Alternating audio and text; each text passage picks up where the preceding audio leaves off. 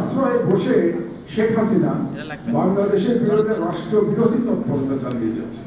আমরা যখন ভারতের সাথে সুসম্পর্কের কথা বলি, বন্ধুত্বের কথা বলি, তখন সম্ভবত আমরা এটা ভুলে যাই যে বাংলাদেশের বিগেস্ট এক্সটার্নাল থ্রেট ভারত থেকে আসে এবং সেই ভারত বাংলাদেশে ইন্টারনাল থ্রেটের ব্যবস্থা করেছে আওয়ামী লীগ নামক একটা দলের মাধ্যমে, একটা ফ্যাসিস্ট পলিটিক্যাল পার্টির মাধ্যমে।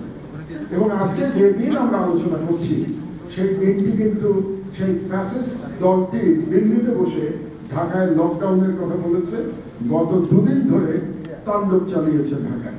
এগুলো আমরা আজকে আলোচনা করছি না। এবং আমরা যখন ভারতের সাথে বন্ধুত্বের কথা বলি, এগুলো আমরা ভুলে যাই। শেখ হাসিনা ভারতে আশ্রয় নিয়েছেন, এটাই স্বাভাবিক। যে কোনো ভৃত্য তার প্রভুর দেশে আশ্রয় দেবে, শেখ হাসিনা তার প্রভুর দেশে আশ্রয় নিয়েছে। সেটা নিয়ে আমাদের খুব একটা আপত্তির কোনো কারণ নাই। মোদী শেখ হাসিনাকে আশ্রয় দিয়েছে না, মোদী কিন্তু আমাদের আপত্তিটা কোথায়?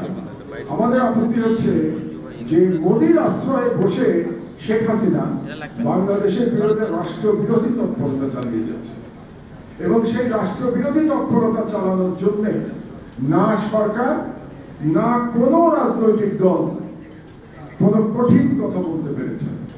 কোন দলের কাছ থেকে আমরা এখন পর্যন্ত শুনি নাই যে তারা বলেছেন ইন্ডিয়াকে যে তোমরা হয় হাসিনাকে আমাদের কাছে ফিরিয়ে দেবে, আর যদি ফিরিয়ে না দাও তোমাদের কাছে রেখে দিতে চাও, পুষতে চাও, পোষো, কিন্তু তাকে দিয়ে বাংলাদেশ বিরোধী কোনো তৎপরতা তোমরা চালাতে পারবে না।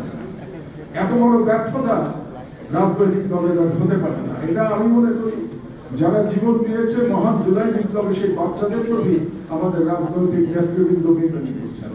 সকল রাজনৈতিক দলকেই আমি একই কথা বলছি, আমি সরকারকেও একই কথা বলছি যে তারা এই কাজটি করতে পারেনি। এখন পর্যন্ত তারা শক্তভাবে বলতে পারেননি যে এটা চলতে পারে না।